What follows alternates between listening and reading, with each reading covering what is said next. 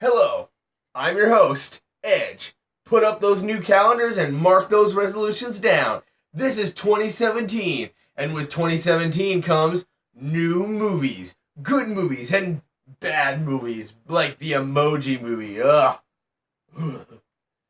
But we're going to count down my list of the top 10 most anticipated movies. The movies that I, your host Edge, am most excited for. Let's get started. Number 10, Kong, Skull Island. Now, you all have probably heard of Peter Jackson's King Kong, where he's freaking ripping apart those T-Rexes. Yeah, you remember that, right?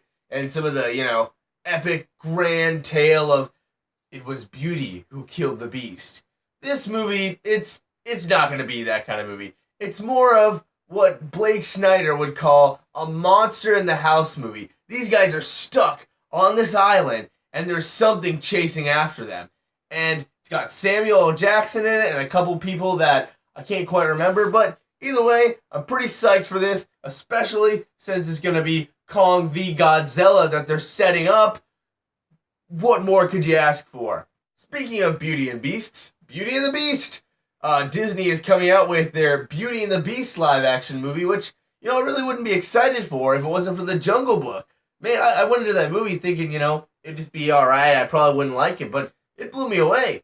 I was like, these live-action adaptations aren't going to be good at all, but Jungle Book kind of restored my faith, and Emma Watson looks pretty good in this role. The Beast looks pretty awesome. There's a lot of old throwbacks to the original animated classic that's going to up the nostalgia factor for a lot of people. It just looks like a great movie, and yeah. Go Power Rangers! Yeah! Coming in at number 8 on our list is Power Rangers. Who knew that we needed a Power Rangers movie? But it looks like it's going to be a darker tone while still maintaining the coming-of-age aspect that this show has always held. Just a little less cheesy. It's directed by that guy who, not Chronicle, that other one that was kind of like Chronicle. He's directed it, so kind of will have sort of a found footage kind of sci-fi feel, I'm assuming. That's really all I know about this movie. I'm not saying it's going to be good, but I'm excited for it. So, it clocks in at number 8. Hey, coming in at number 7 on our list is... Sorry, coming in at number 7 on our list is Logan, the latest Wolverine movie. Now, Wolverine movies, they've been, awful to okay, but this one looks like third time's a charm. And also, third time is the last time. I'm not these. I like the X-Men movies, but the timelines are so muddled. The stories are so mixed matched. Some of them were good. Age of Apocalypse kind of let me down. I'm not super excited for Logan. I am excited to watch it and see all the nitty gritty Logan that we should have got with all these other movies, but didn't get. So in that aspect, I'm really, really excited. I love the trailer. Johnny Cash's hurt just hit you right there in the heart. I'm excited to see where they take the X-23 stuff. It's just going to be a really great movie. The nitty-gritty, Logan, Wolverine, we've always wanted. I'm looking forward to seeing this movie. Number 6, Thor. Now, Thor 1, I hate that movie. I don't like that movie at all. But Thor 2, it was alright. It was alright. But Thor 3, man, this Hulk team up, I think this is just the thing that Thor needs. I think the Planet Hulk aspect of this movie is in this buddy, kind of almost buddy cop with the brute of Hulk and, Thor being kind of a brute of his own.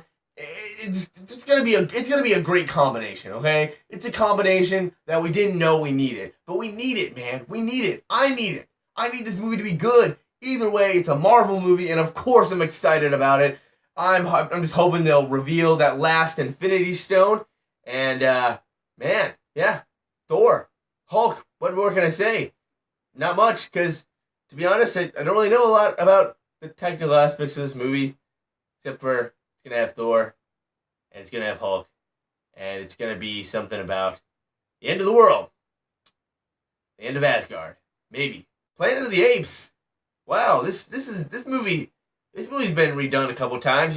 Well, first you had the first one, then you had all the sequels to it that I never watched. Then you had the Tim Burton one.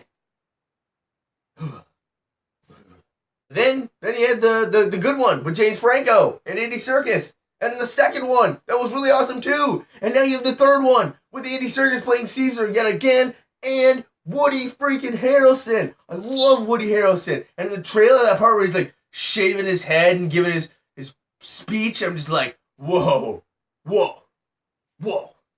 I'm ready, man. Just the fact that this movie has, from the first one with James Franco, loved it. From the second one, loved it. And now I'm ready to see this character of Caesar again. Andy Serkis, man, he's mocapping an ape. And he makes this ape so, just emotions. Just, hit you right there in the feels.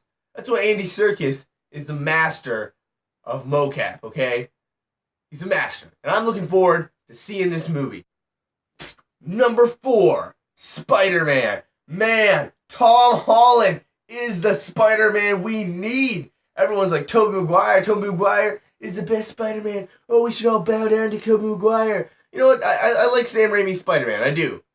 I mean, the second one, I rewatched that, and kind of a little boring, and the humor is kind of awkward. But that first one, it was great, and even those parts of the second one, the Doc Ock, fights and stuff were really cool. But my point is, Tobey Maguire, he wasn't that great, okay? He wasn't the quintessential Spider-Man. And Andrew Garfield, don't even get me started on Andrew Garfield. He was quippy, but he wasn't Peter Parker. He just wasn't, okay? But this guy, he is taking Tobey Maguire's Peter Parker, and he's taking quippy Spider-Man, melding them into one, and he's a young actor, so I actually kind of believe that it's actually, actually a kid instead of a 30-year-old guy. So, I just think that alone is enough for me excited about this movie. We proved in Civil War that Spider-Man can be cool again, and this is just shine me up.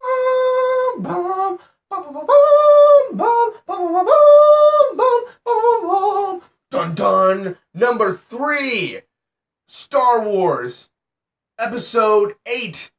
Now, you might have thought this movie would rank a little higher on my list, and it actually might have, but I don't really know anything about it, which I don't mind. I like the anticipation building and releasing the teaser, then releasing the trailer, getting pumped a little closer to the time. I like that, and I appreciate how they're keeping things so secret, and any articles about this I've tried to avoid, but I'm not hyped for it yet.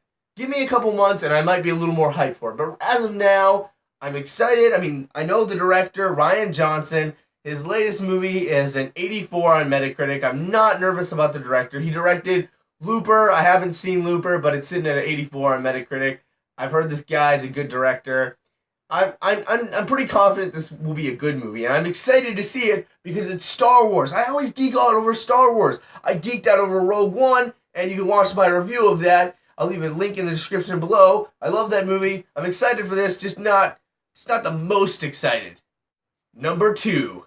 Alright guys, number 2. We're so close to my most anticipated movie. If you even care. You might not, and it's okay. But still, we're coming close. But the second movie I'm most excited for is the Lego Batman movie. Yes, who would have thought?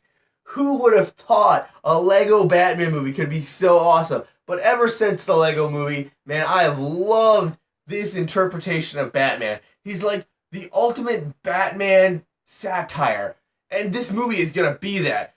Just look at some of the trailers. They have saying, you know what, Sir Bruce, I've seen you go through this phase before. And he starts naming off all the Batman movies with a little bit of footage from them. And that really weird one in the 60s. Shows him kicking and punching. I'm just like, oh yes. I love satire. I love it. And this is just going to be an awesome Batman movie, making fun of Batman movies, and it's just going to be perfect. And it's set in the Lego movie universe because they refer to Batman as being a master builder. I'm just looking forward to this movie.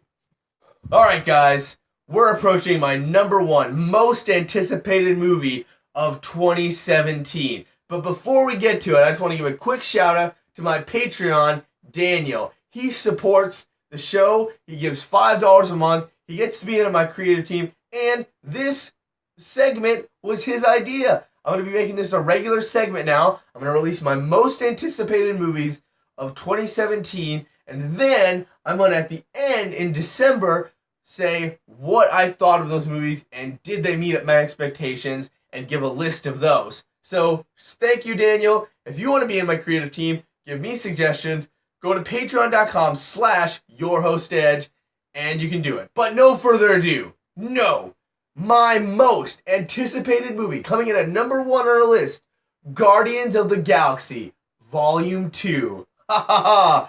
Yes, Guardians of the Galaxy Volume 1, or the first one, is just one of my favorite movies. James Gunn is a great director. He just did this great thing of bringing all these misfits together, and it's kind of a comedy, kind of like, sort of like a heist movie, and it just works. It works. Unlike, sometimes this kind of thing doesn't work. Suicide Squad! Sorry. But this movie just works. I love it, and I'm just looking forward to not only more quips, more funniness, more space battles, but seeing Star-Lord's, Peter Quill's character arc, because now Kurt Russell has been cast as his father, and that's going to be pretty cool. We get some new Guardians in there, and it's going to be a great movie. It's going to be fun. I'm looking forward to watching this movie the most. Alright, so that's my list. What's yours? Leave it in the comments below. What movies are you most excited for in 2017? What's some of your New Year's resolutions? Leave those in the comment section below too. And, as always, I'm your host Edge, and thanks for watching.